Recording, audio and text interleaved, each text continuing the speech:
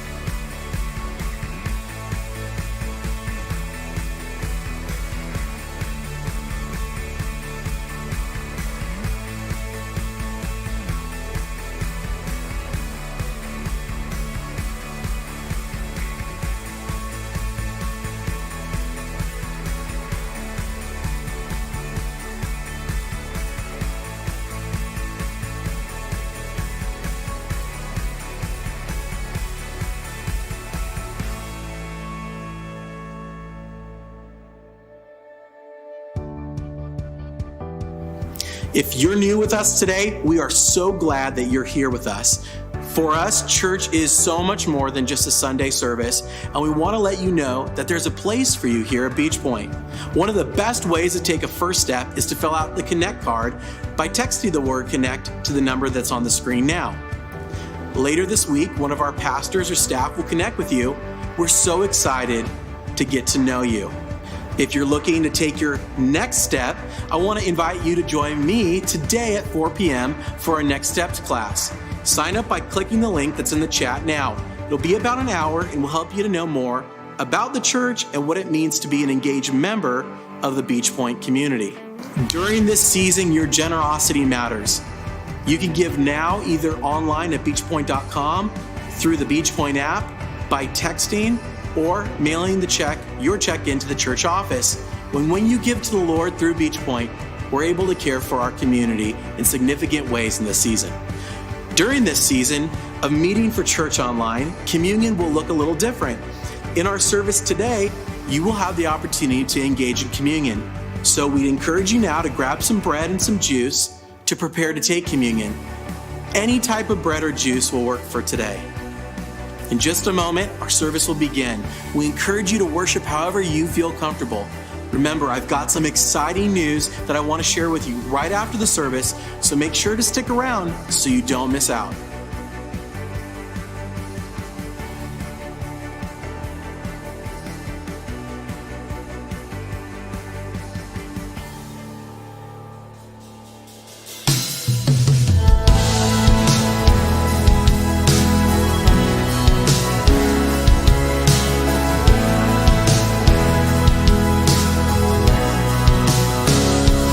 Count on one thing, the same God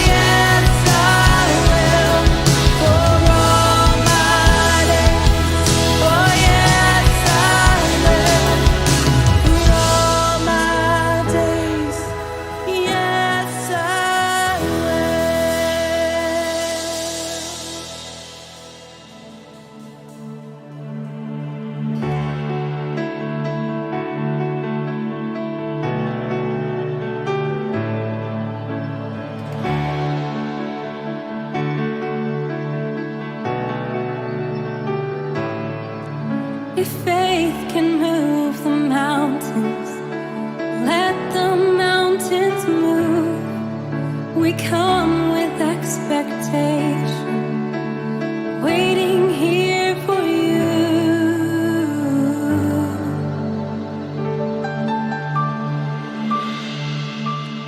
Waiting here for you.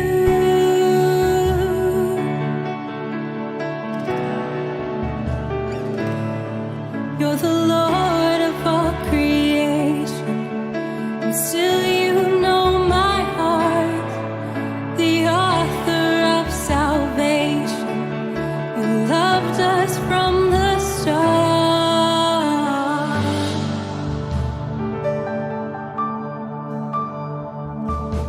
Waiting here for you,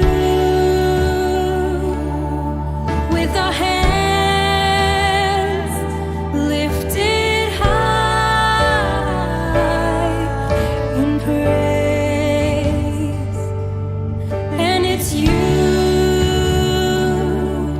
we adore, singing Alleluia.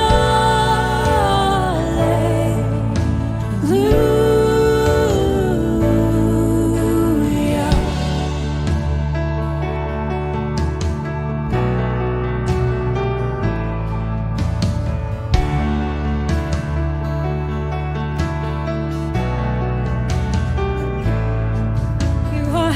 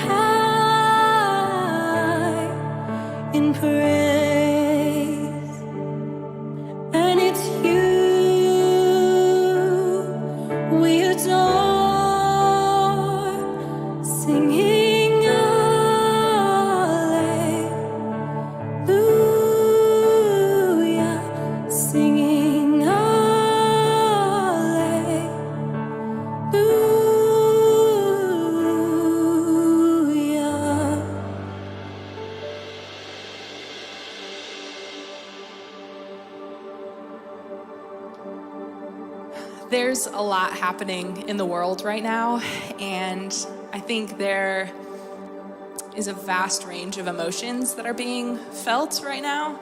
And so this morning, I want to encourage us to be honest with ourselves about how we're feeling and honest with God about how we're feeling. Maybe you are overwhelmed with a myriad of emotions, or maybe you find that the only thing you can feel right now is just exhaustion. You're weary. And so wherever you're at this morning, I encourage you to just acknowledge those feelings. And then if it's the desire of your heart this morning, to bring those feelings and lay them at the feet of Jesus, because he wants to be part of it. He wants to be part of everything that we're feeling. He wants to be involved in the anger and the exhaustion and the confusion and the passion. He just wants to be part of our processing. And so this morning, let's be open to the truth that he has for us. Let's be open to the things in our hearts that he wants to convict. And let's be open to do the work in our lives that needs to be done to become more like Jesus.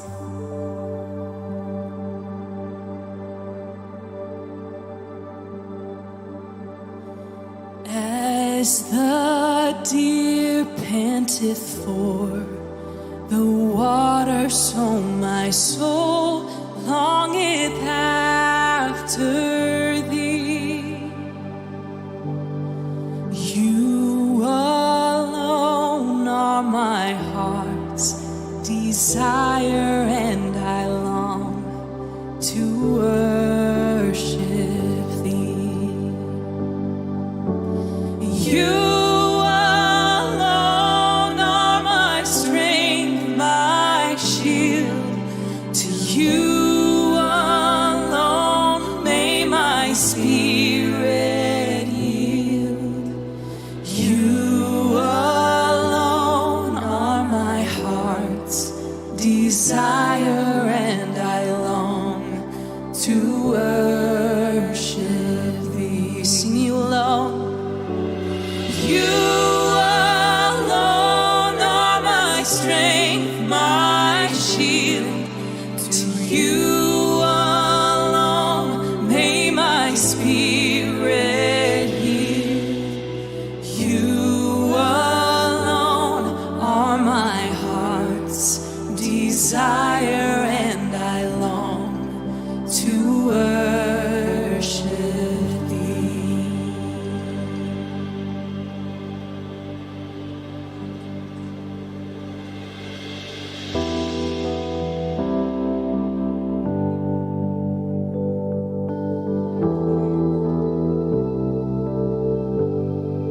Here's my heart. Here's my heart, Lord. Here's my heart, Lord. Here's my heart, Lord. Speak what is true. Here's my heart. Here's my heart, Lord. Here's my heart, Lord. Here's my heart, Lord. Speak what is true. Speak what is true. 'Cause I am found, I am yours, I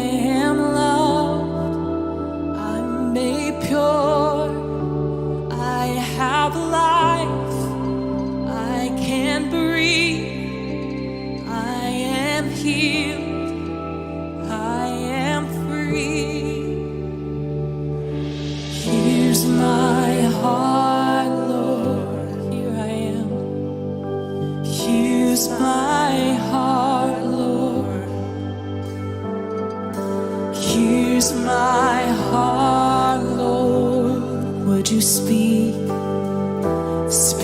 what is true? 'Cause I am found, I am yours, I am loved, I'm made pure, I have life, I can breathe, I am healed, I am free.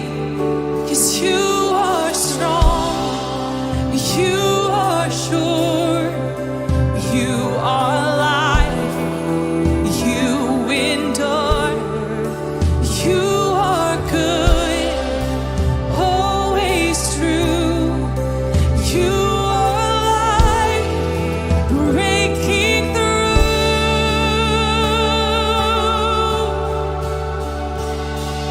And here's my heart, Lord.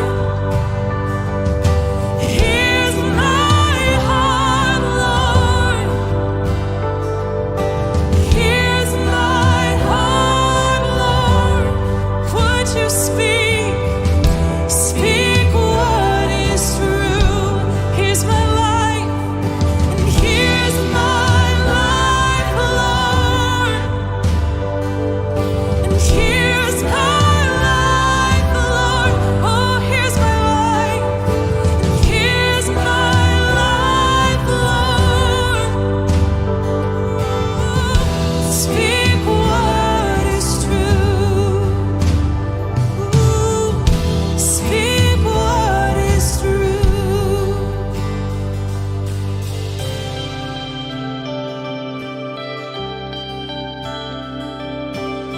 In my heart, my life, Lord, would you speak truth, God? Would you speak truth to me?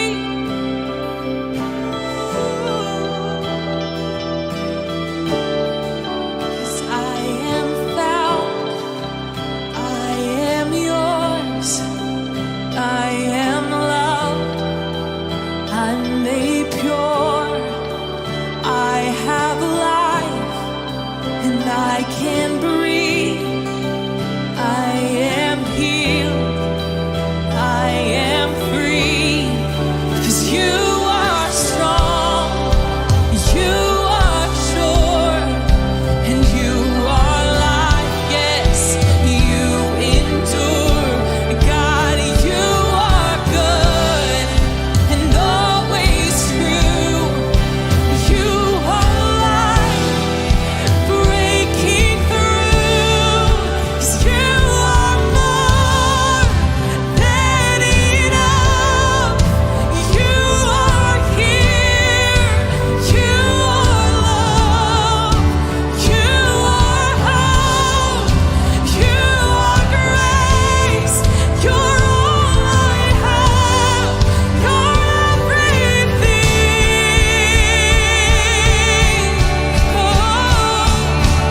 And here's my heart, Lord. And here's my heart, Lord. Here I am, Lord. And here's my heart, Lord. Speak what is true. Here's my life, and here's my life, Lord. And here's my life, Lord. Here's my life, Lord. Would you speak truth? Oh, speak what is true. Oh, would you speak what is true? Speak what is true.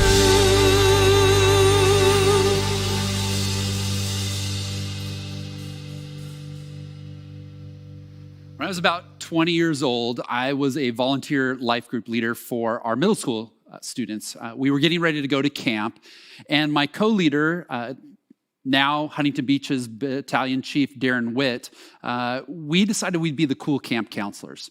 So what we decided was, rather than walking around camp like every other youth leader with backpacks, we decided that we would carry briefcases.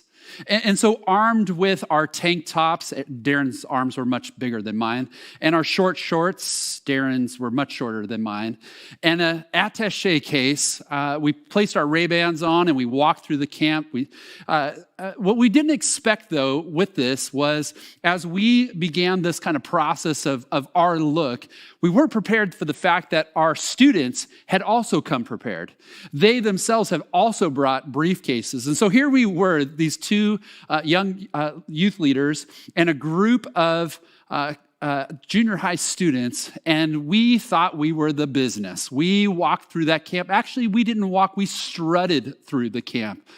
And I learned something in that time. What I was so surprised with was the way that these young kids began to imitate us. They dressed like us, and they carried a briefcase like us, and they wanted to act like us. And I began to learn something. God began to rewrite my story a little bit in that time, to learn what it means to be an imitator of Jesus and what it means to create imitators of Jesus. We are in a series called When God Rewrites Your Story, and we've looked at a number of Old Testament stories, stories of the people of God and how they followed him and how God interacted in their stories. Last week, we entered into the story of Jesus, and we saw perhaps one of the most dramatic stories of God rewriting someone's story as he entered into the life of a man, freeing him from the oppression he was under. And God, in a dramatic way, through his power, rewriting his story. And the story we're going to look at today maybe is not as dramatic, but it's significantly important. See, last week we saw how important it is that Jesus doesn't just treat symptoms, but he comes to the heart issue. He comes right to the problem of the things in our own life and the things of society, that he comes right at those things. But I think like you, I found myself saying, okay, if that's what he's going to do, what now? What next? How do I respond to the things that began to stir up in my heart from last week? How am I going to learn to live in that reality?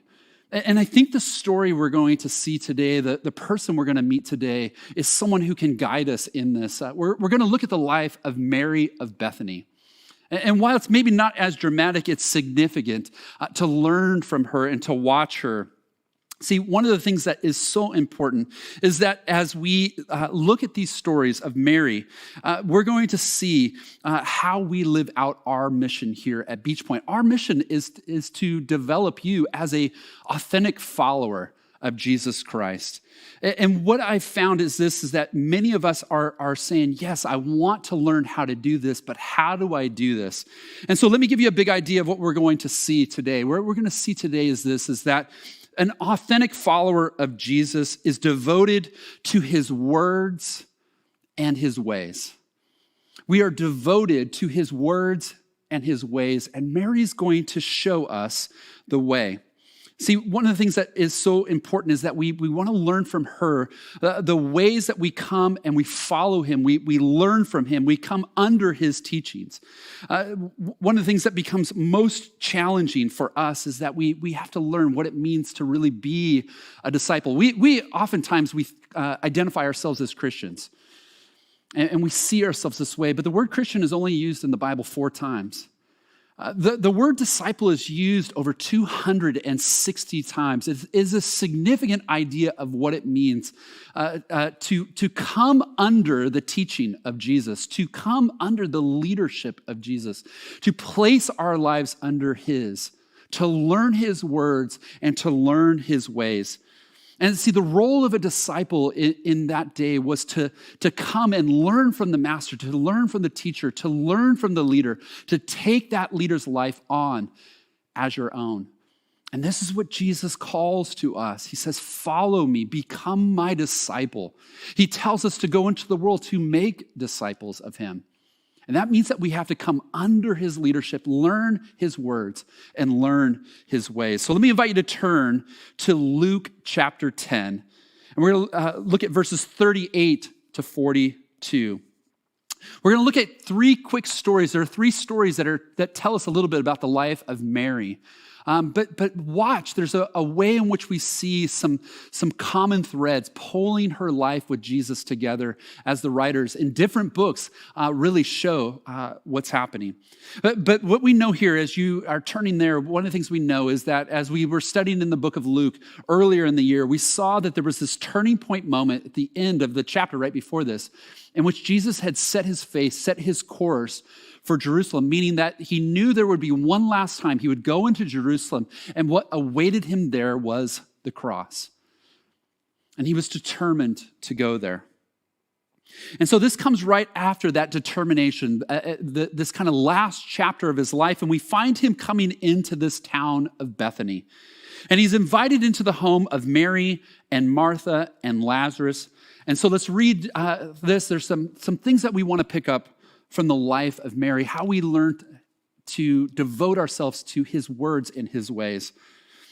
Verse 38, it says, as Jesus and his disciples were on their way, he came to a village where a woman named Martha opened her home to him. She had a sister called Mary who sat at the Lord's feet listening to what he said, but Martha was distracted by all the preparations that had to be made. She came to him and asked, Lord, don't you care that my sister has left me to do the work by myself? Tell her to help me. Martha, Martha, the Lord answered, you are worried and upset about many things, but few things are needed, indeed, only one. And Mary has chosen what is better, and it will not be taken away from her. Well, as we see this story begin to unfold, I mean, try to imagine, let's have a little compassion for Martha. She opens her home to Jesus and his disciples.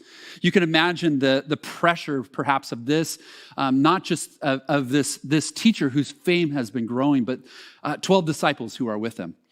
And she is frantically trying to put everything together. We can only imagine what it must have meant to get the food, the drink, whatever preparations. We see her caught up in this. But we also see in the story, we see where her sister Mary is. She's sitting at the feet of Jesus.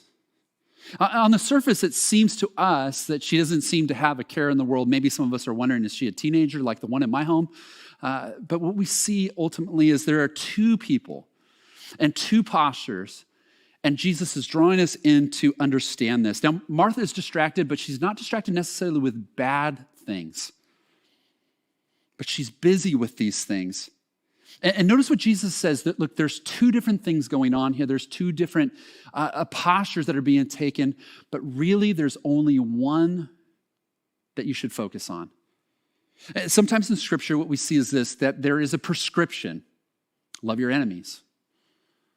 We see something that is prescribed for us to do. Other times it's a description. We see a way a person lives or does something, like the Good Samaritan. And we realize that the challenge and the question is, as you hear the story, you're supposed to identify how you should behave from the description of the story. But in this story, we get a little of both. We get a picture, a word picture. We see something happening and we're supposed to learn from it. But we also have to dial into Jesus' words and his ways. And here's the first thing I want you to see as we come in closer to the story, is that Jesus is helping us understand that the enemy of devotion is distraction. That the enemy of devotion is distraction. He says to Martha, you are troubled and anxious about many things. Now, I think you and I know in our time, in our day, that we too are distracted by many things. I always find it so fascinating that in the 60s, there was a Senate subcommittee who reported that with the advances of technology, that in the future, you would have a 20-hour work week. How's that going for you? Even in the midst of this COVID season where many of us find ourselves at home more, we still feel busy. We still feel distracted. Your home It's a home office, it's a school, it's a gym. You are cooking and cleaning and rinsing and repeating. There's just a frantic amount of activity. Then on top of this, there are all the things that are happening, both in the COVID crisis and then the cultural crisis. You're trying to be informed. You're trying to understand everything that's going on. You're listening to all the voices. You're trying to keep up to date. You're trying to know how to lead your family and lead your life in this moment. It's not that you don't want to sit at the feet of Jesus. You just don't know how you're going to squeeze it in with everything else that is going on. See, we're usually not busy with bad things, just all the things that have to be done, like we see in the story with Martha. I struggle with being a Martha. I'm constantly overwhelmed with the thought of all the things that I have to do, that must be done. And here's what I've learned. Distraction and busyness leads my life towards burnout. And I begin to feel overwhelmed and exhausted and stressed and worried. And what I know is this, is that all those things together are not healthy for me, and I think you know they're not healthy for you as well. This stress, this worry, this fear that comes in the midst of our distraction, our busyness, it is not healthy for our faith, is not healthy for our life, it's not healthy for our family. And Joanna Weaver says this, she says, why is the Bible so adamant about our avoiding fear and worry? Because God knows that worry short circuits our relationship with him. It fixes our eyes on our situation rather than our Savior. And in my Martha moments, I get so fixated on everything that must be done that it clouds my judgment. It keeps me from seeing Jesus, from hearing his words and understanding his ways. Notice what he says to her, and it's a very tender challenge. He says to her, Martha, Martha. Whenever you see the doubling of a name, it's to provide some sense of emphasis, but we see both in Jesus that there is this love and this willingness to pull her from where she is to a place where she needs to be. And he says to her, he says, you are worried. That idea of that word there means that her insides are torn to pieces. He says that you are upset. It's the image of a boat being capsized. It's lost a sense of control. Notice what he's saying. You're torn up inside. You're losing a sense of control.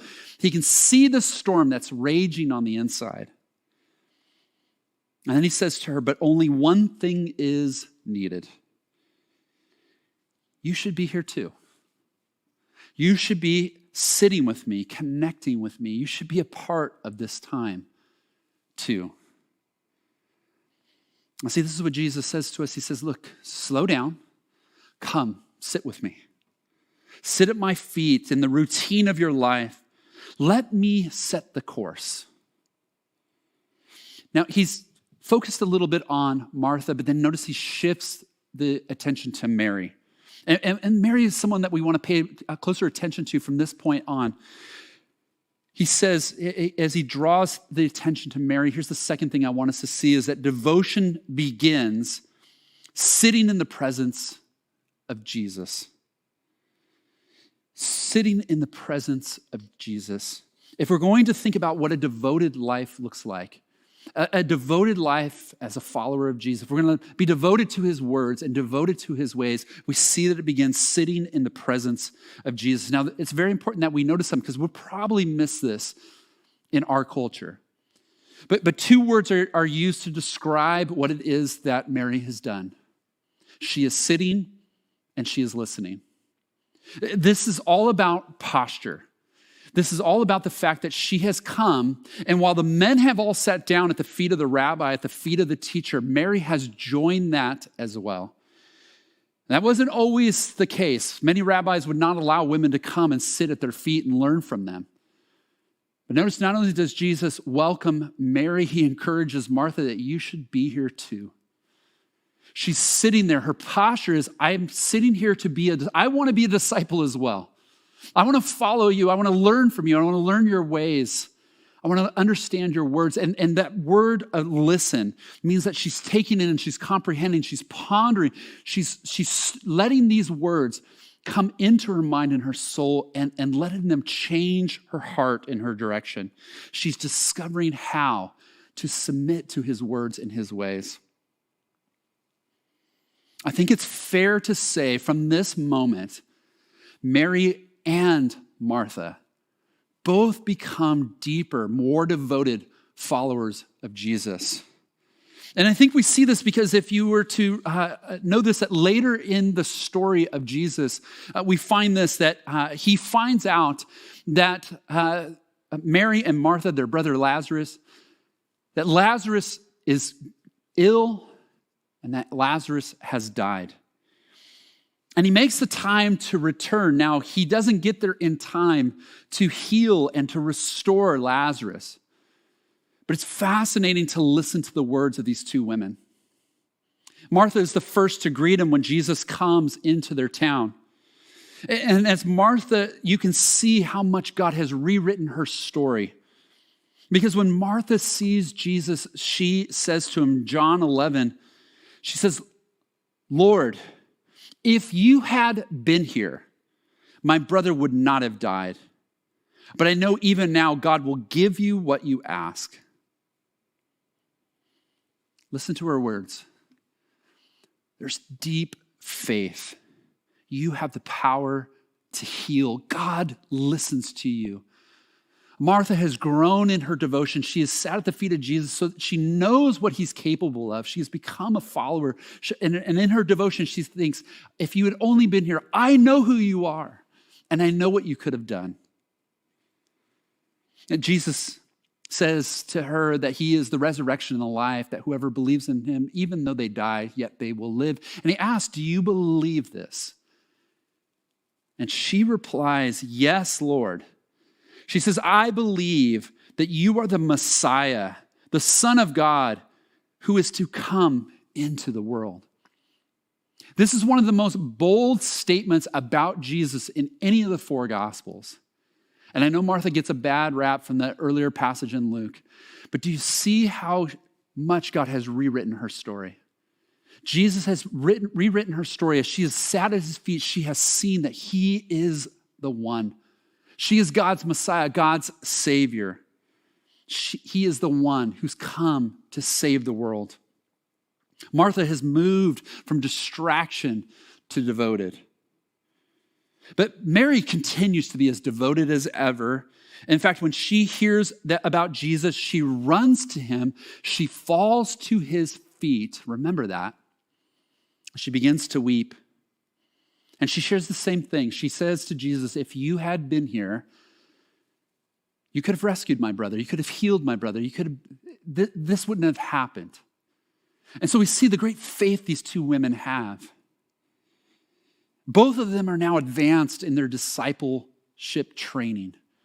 They are becoming more and more authentic in their following of Jesus, in their devotion to him. Their faith is huge. Their passion, it is unmatched. But now Jesus is about to perform the miracle of all miracles for this family, for the 12 disciples that are with him and the crowd that has gathered.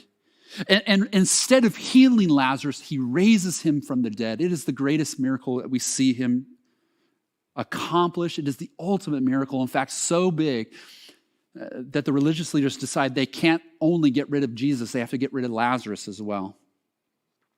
But I want you to see one last story about Mary as we tie these together. And it's found in Mark chapter 14. And I'll put the verses on the screen so you can follow. But remember, Jesus has been working towards this final visit to Jerusalem. And it's days before he's going to enter in as king. And Bethany is right on the outskirts. He comes into Bethany one last time, and he's invited into a home for dinner. And listen to what happens in this place. It says that he was in Bethany, reclining at the table in the home of Simon the leper, and a woman came with an alabaster jar of very expensive perfume made of pure nard. She broke the jar, poured the perfume on his head. And some of those present were saying indignantly to one another, why this waste of perfume? It could have been sold for more than a year's wages and the money given to the poor. And they rebuked her harshly. Leave her alone, said Jesus. Why are you bothering her? She has done a beautiful thing to me. The poor you will always have with you, and you can help them at any time you want, but you will not always have me. She did what she could. She poured perfume on my body beforehand to prepare for my burial.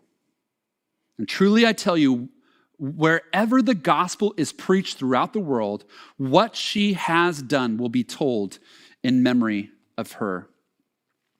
Mary comes to the party, kind of crashes it, and she takes what she has, this alabaster jar of expensive perfume. We see that it's 300 denarii. A denarii is 1 day's wages, so it's 300 of what you get paid for a day. So you just try to think that. Maybe we would see this as highly valuable, highly expensive. And she takes this. This is an expensive heirloom. It was something that you would keep. It was something, a treasure for your family, or for her, it would be used on her wedding night. She would break it open, pour it on her bed. It was to give her all to her beloved. And those that are sitting there are taken back by this. They think, what a waste. We should have sold it. We could have helped the poor. And we realize that as the story expands, that there is a thief among them. And that really that was the motivation behind this. But Jesus says a couple things about what she does. He says, one, it is beautiful. There are two ways he could have said, it's the word good in Greek. There are two words he could have used, but he chose a word that brought out the idea of its beauty, its loveliness. She did something that could only be done once. She gave it all. But notice how he's also showing how insightful this act is. Jesus has been talking about his death, and no one seems to understand it except Mary. It seems as if Mary is the only one. He says that she is preparing him for her burial. There she is at his feet. She pours this, and it was normal. It might have been a nice thing for a guest to come in. You would drop a few drops, anoint him with an oil, but she's lavishly given everything. In the other accounts, it shows that how she began to weep over him, and we find her at his feet again, worshiping, drying the tears with her hair, his feet. But notice the third thing he says about this moment, that this is one of those moments where she will be famous. You may want to be TikTok famous. I would encourage you to be gospel famous. He says that this is something that will be told all over the world. And here we are 2,000 years later talking about this story. Here's what I want you to see as we close out our time. Devotion is the pouring out of all that we are and all that we have. See, many of us think of unwavering devotion for our sports team, right? We would spend anything to go to the great games and be at the great experiences, or maybe devotion is towards your political affiliation, no matter which one it is. And even when your party offends you, sometimes you look past it. You may even double down on it. Others of us, our devotion is to our style of music. You want to find friends who enjoy the same kind of music and go to the same kind of places to hear the same stuff, or maybe even the kind of church you want to be in has to have that kind of music. And our devotion is to all these kinds of surfacey things on the one hand. And yet what we see here is something much deeper. But these are the things that we are known for in our devotion. I fear that we are not really thinking about what it means to be an authentic follower of Jesus.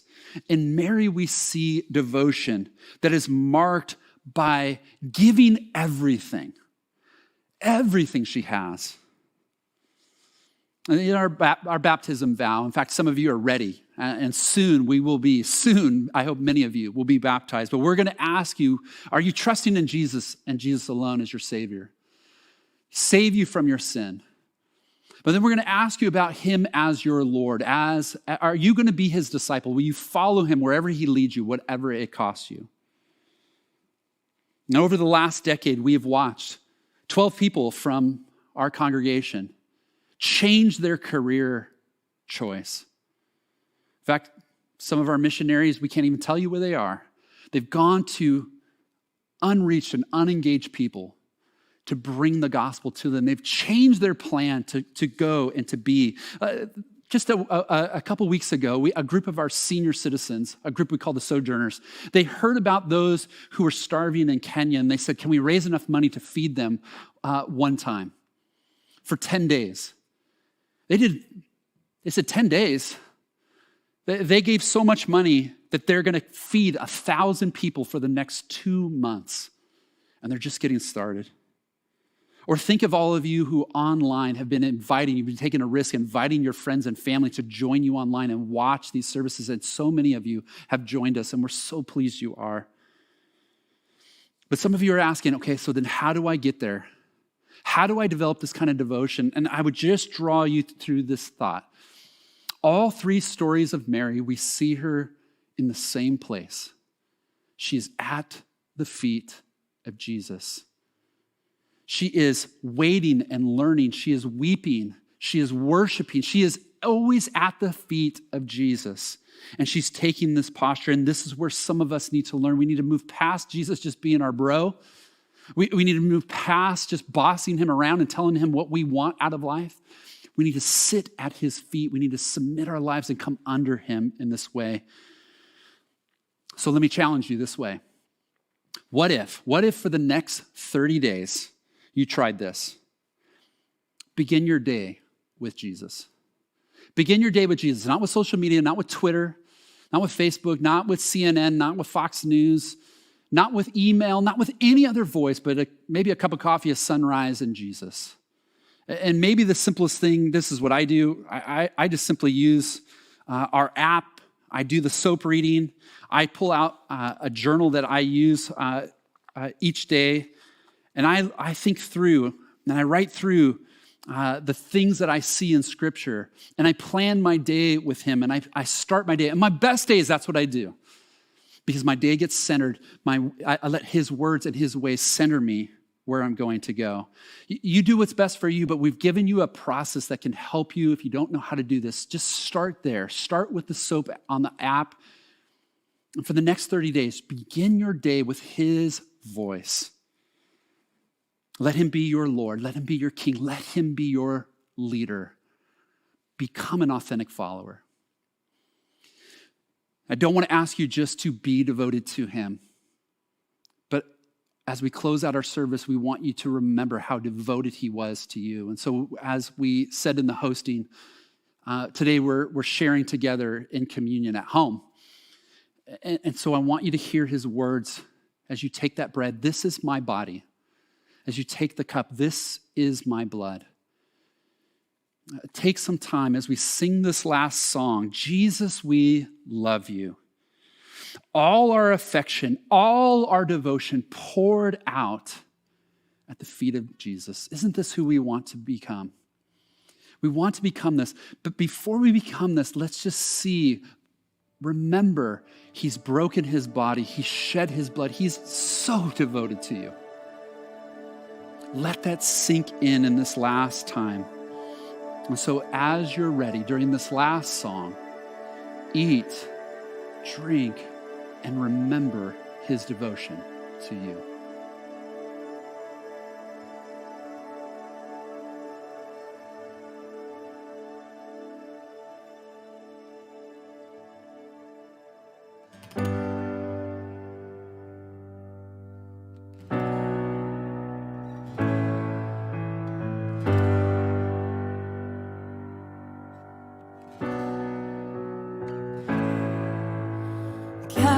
Creation, there at the start, before the beginning of time.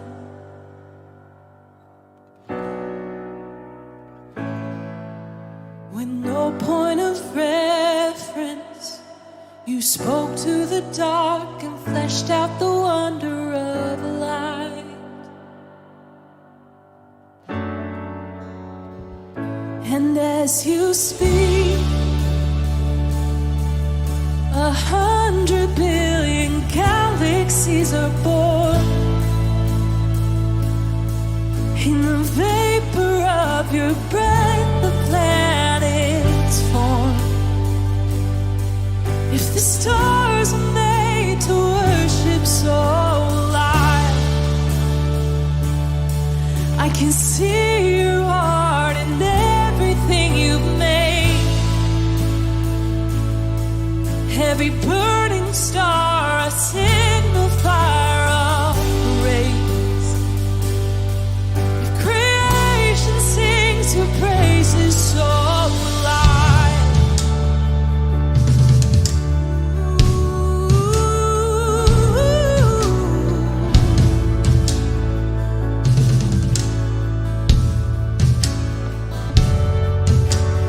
God of your promise, you don't speak in vain, no syllable empty or void.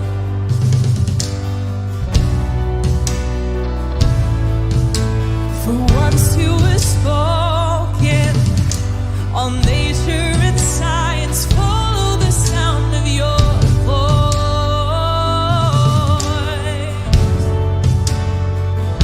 And as you speak, 100 billion creatures catch your breath, evolving in pursuit of what you've said. If it all reveals nature so alive, I can see your heart in everything you say. Oh, every painted sky, a canvas of your grace. If creation still obeys you so alive,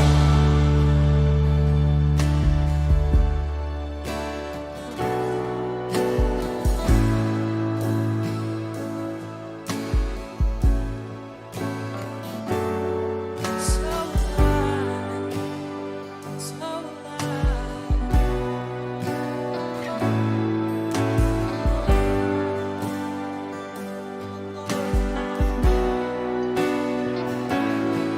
If the stars are made to worship so alive, if the mountains bow in reverence, so will I. If the oceans roar your praise, so will I. For if everything exists to lift you high, so will I. If the wind goes where you send it, so will I. If the rocks cry out in silence, so will I. Oh, if the sum of all our praise still falls shy, oh, then we'll sing again 100 billion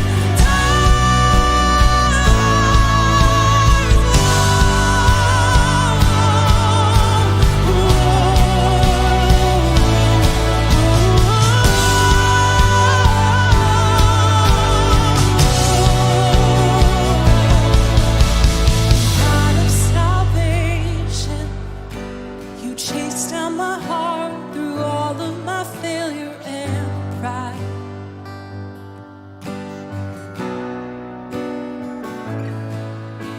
On a hill you created, the light of the world, abandoned in darkness to die.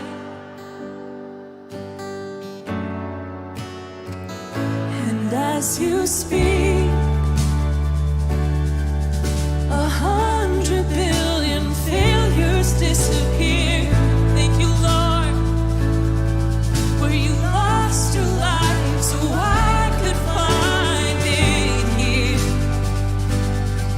If you left the grave behind you, so will I. I can see your heart in everything you've done.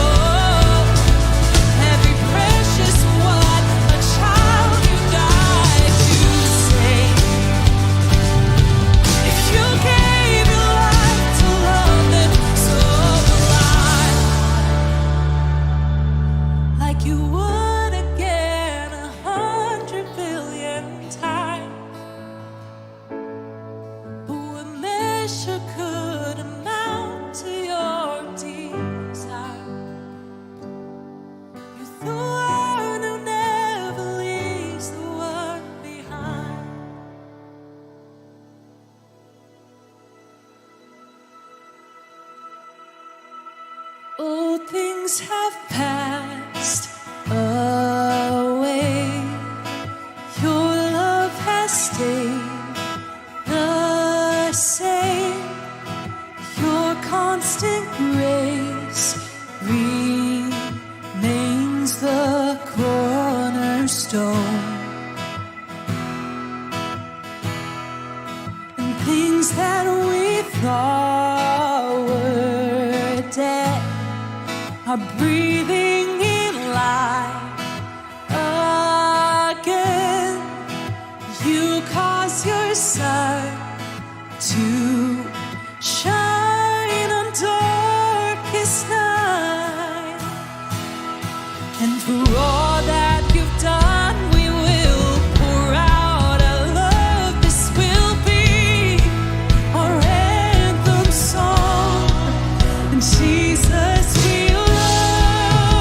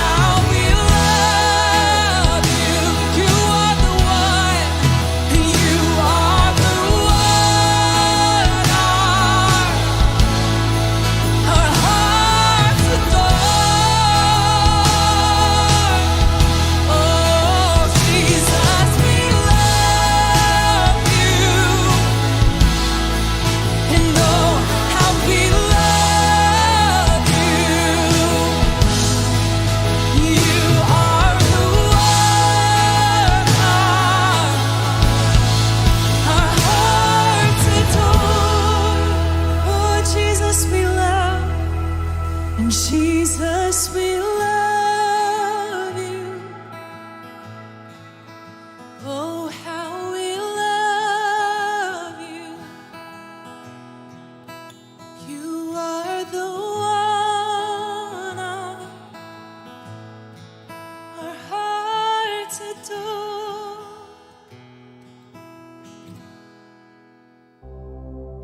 Hey, thanks so much for being here today. We believe God has something unique to say to you, and our hope is that you feel His love stronger today than ever before. If this was your first time with us, remember to text the word CONNECT to the number on the screen. You can stay connected through the week by looking through the Beach Point website, beachpoint.com, or on the Beach Point app. Now for some exciting news. We're excited to announce that beginning July 5th, we're bringing services back on campus. Here's the bullet points. Beginning July 5th, services will be offered in person at 9 and 11 and online as well. All the details of what this means and will look like can be found on the website or the app right now. We'd love to say hi on the virtual patio now. Click the link that's in the chat to join us there. Thanks again for being with us. Have a great weekend, and we'll see you next week.